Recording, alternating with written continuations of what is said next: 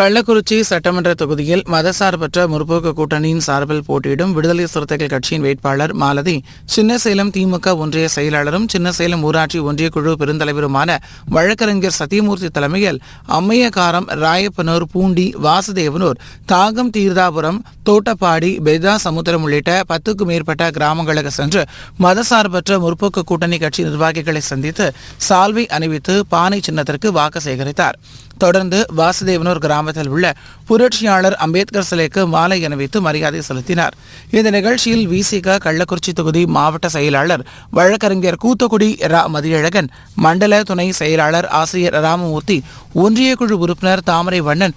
திமுக வழக்கறிஞர் பிரிவு மாவட்ட நிர்வாகி சேகர், விசிக மற்றும் மதுபோதைப் பொருள் ஒழிப்பு மாநில செயலாளர் சக்திகிரி, பேராசிரியர்கள் கூட்டமைப்பு மாநில நிர்வாகி லியோ